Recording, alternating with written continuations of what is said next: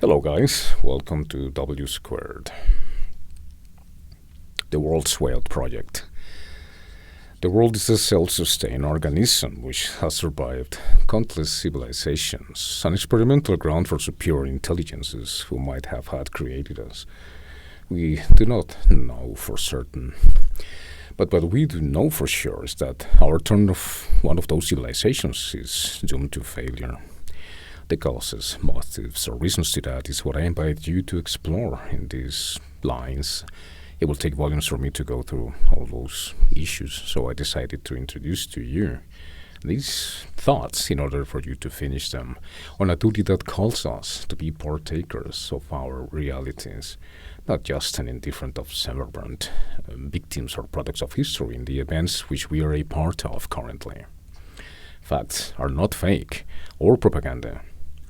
Only if you choose to excuse your indifference towards their planetary reality and its beings, based on your well-being, you will certainly lose your chance to be a part of the evolution to which we have been created for the benefits and goods of a theory that tells you that only your material existence is worth living. It doesn't matter if in this process corporate intelligence, mighty magicians and party politicians of today keep on their indifference towards the people and the planet. Just to find out in the end that you were wrong, as they were, and that the universe was right, that evolution does not depend on mankind only, but on who created it. There will be bibliographic references as well as documentaries references to support these thoughts, which I suggest you to read, see, and follow, in order for you to become yourself, in your duty as it is mine, to defeat deception and support the truth.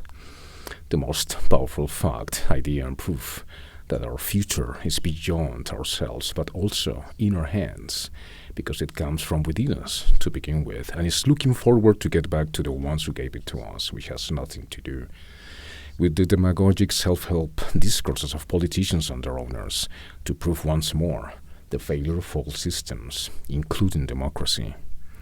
Word which loses its value of truth. At the time, the people have no hands on the job or political influence whatsoever on public affairs or the decision-making of the nations, because the parties are nothing but elite clubs of corporate, media, and military members to which the citizens are the last interest. Members' interests will prevail. But furthermore, as a reality into which all sciences, technologies, markets, and intellects should strive for, that is, to transcend our historical understanding of what a civilization is, or to begin a new one from the ashes of what the powers that be have made of this one. I invite you to share these pages, these thoughts, these lines for the facts that show in the realities we all face. All criticism here is based on facts, on the optimism of the powers that be, whether economic, religious, or that of states, as well as corporate and else, to change their ways. A responsibility as intellectual as it is of the hearts and minds of our generation and future ones beginning today, or to be in the midst of all annihilation as is our present reality.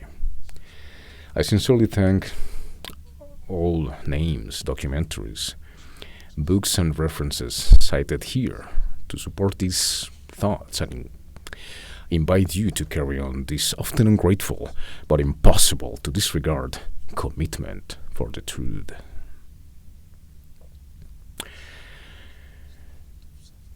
This work is a product of self-awareness.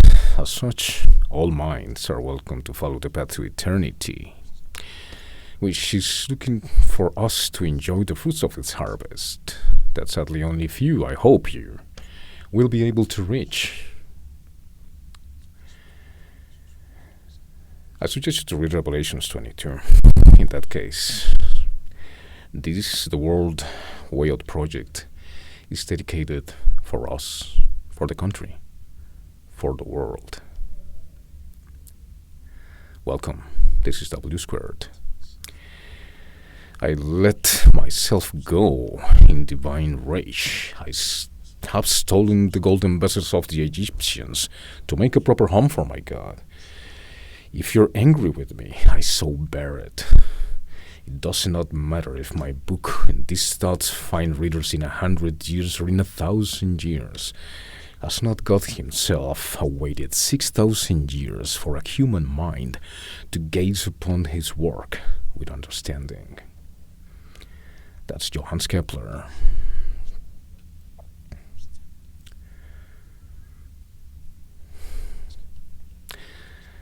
(1571 to 1630). I think we all remember him. Well, this is the story of a world in the midst of chaos. A story of a world blinded by fear. A story of a world whose only hope is none. It all began since mankind appeared on this planet's face. Throughout history, man has fought for possessions, love, power, greed, but never for self-destruction like now. We as a species have reached the climax of stubbornness and stupidity as never before, and the worst part is that we are all responsible. If there is somehow a drop of decency and strength is what is right, this is the time for us to speak, to react. Who knows? Perhaps by losing our lives, we might earn it. In the aftermath of what is going on around us, it will be appropriate to start mentioning the importance and influence of the last century and the beginning of this one. The fact that the truth as the basis to any sustainable future for societies is punished with the death penalty today is a remarkable sign of the times we're living. But what is worse, as a sign of the precipice we're headed. What is then the choice? Is it on the many religions who proclaim supernatural changes, the ethics and morals as we know them, if any, the laws that already exist, the monarchies, republics, states or democracies, all of them together have failed. None of them have worked for the human race interests. They all have failed dramatically. But let's not forget the proclaimed constitutions of the free world and their countries whose democracies put to the brink of extinction every place and their peoples in the name of progress. Democracy only worked for those countries which have developed themselves by stealing from weaker free world democracies which they conquered centuries ago, to which their conquerors elected to become their servants by strategic assassinations, millions of dollars in bribes. So to them, welcome to power the selectee of choice, or by means of invasion like Iraq, Panama, Grenada, Afghanistan, probably Iran, or economic interests as in Africa, Salvador, Chile, Guatemala, now Syria. We will barely survive the next 10 years with what is left in the oceans, rivers, forests and air. The mighty G7 is already planning with the G20 to colonize other worlds, whether they're technologically advanced or not. The question is, what would these powers offer to another advanced civilization in case we contacted them or they us? The Russian way? The United States way? Maybe the Chinese with open doors for trade? Including the prohibition on substances in order to profit and take over the business available from it, despite the consequences for the disposable populations and communities. After what we are now, and we have been, what civilized technological world will be interested in mingling with us unless it's as dumb and retrograde as ours? We definitely will end up at war. Then what? These civilizations will be guided by the same untranscendent principles as ours. But I forgot, I should not say we. Who will tell us of such encounter, if not from the depths of an already secret agreement with those worlds, so the powers that be today can keep a tight grip on their slaves? It used to be the third world countries only. Now it's a global interest. Everybody is in it. It has been like this for decades. But we just have been informed by the whistleblowers. No profits for no evils, may I say. Any given technologically advanced civilization from above will just be watching the show that is going on, our judgment through annihilation. Any given technologically advanced civilization from above will prevent humans to destroy what is not theirs, their right to be here, which for sure we have not earned. All the lies, secrecy, and state agendas or state policies which are not willing to give up their power and obscure intentions towards their interests, which are to take over the resources of other sovereign countries at the price of displacement through terror and the appropriation of land, which for centuries belonged to the peasants and common peoples, middle class. Also in the rural areas, destroying valuable traditions and cultures to impose their foreign will in the form of investments. Legitimized by the laws which pass in the senates of the countries or the kings of those countries where they pass such laws, the new colonialism, which is not new, it has transformed or it has mutated to the power of secret operations and the destabilization of entire countries through violence and civil war, while making huge profit by selling the weapons to all sides involved. The old divide and conquer. With total disregard to the horrible consequences to such countries with common symptoms are uncontrolled pollution, poverty, drug addiction, community violence, broken families, and the destruction of the whole community, the infrastructure, of course, the economies. Take a look to Syria, Iraq. There's no need to declare war on such countries because they are already controlled through banking, press, and laws systems, supported by the bribed elites who support the alliances with these corporate interests while keeping the people under constant threat through low wages, excessive taxation, excessive unemployment in urban and rural areas, or war. You see, privatization is the only vision to accomplish such goals. To them is submission, the power to maximize the benefits through banking policies and laws that take away from the people what is theirs by right, the goods and benefits. To sell them back such same goods and benefits at higher rates, almost unpayable sometimes, with the menace of losing the service, of course.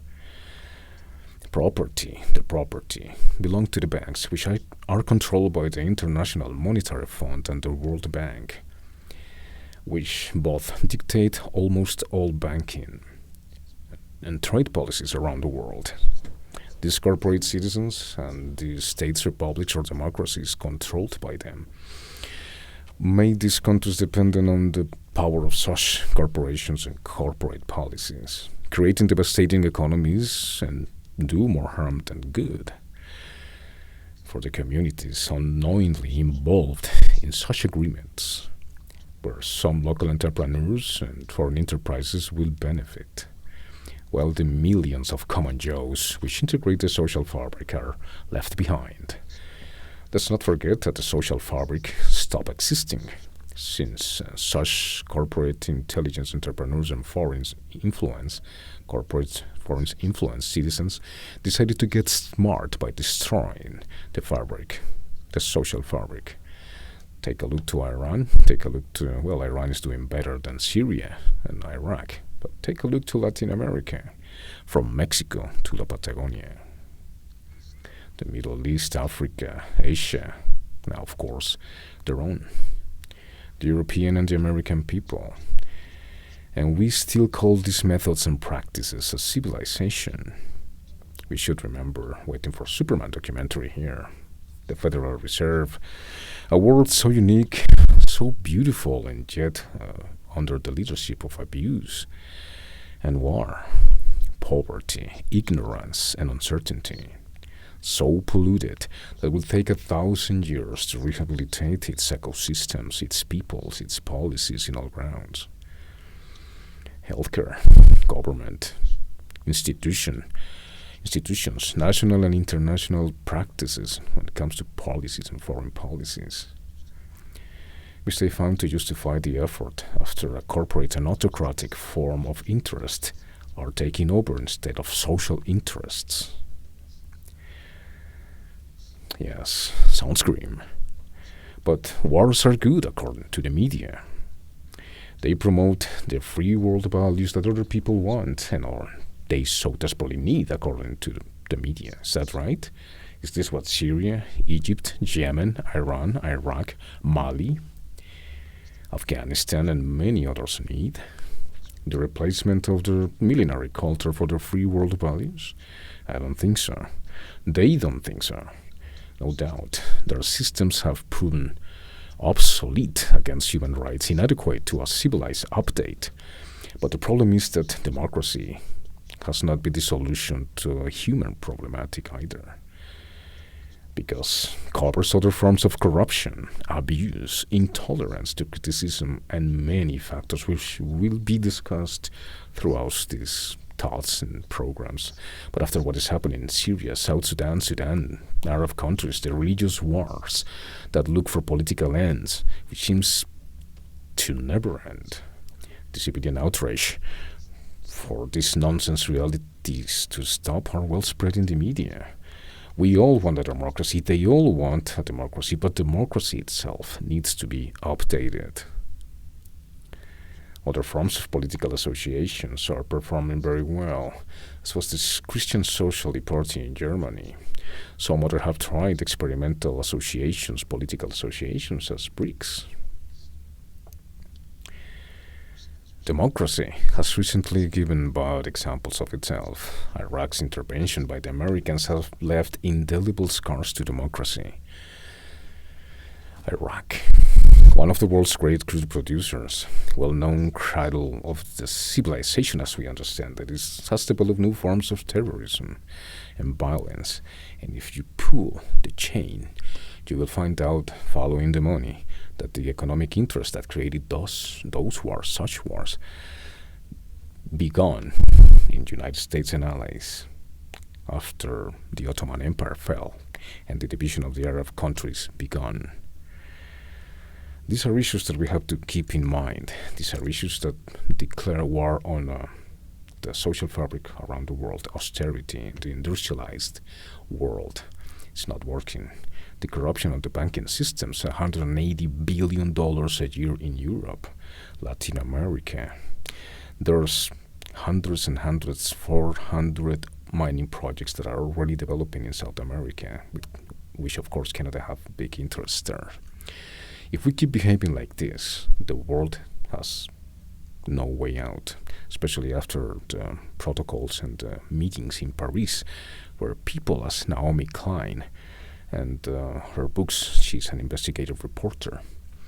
And in Canada, for example, the Green Party with Elizabeth May protested against the conclusion of the Paris summit because they don't agree with what they tell the public opinion around the world about what are their goals in order to not get the 2 degrees that we are trying to stop because of the fossil fuel production and industry, which is going fast in Latin America. There's many things that we need to speak about that will be carried on in this project, which is your project, is my project, it's the World's Way Out project. You will see our next guest, and we hope that you guys start accompanying us and taking part of this world's project. I hope to see you next time. Au revoir.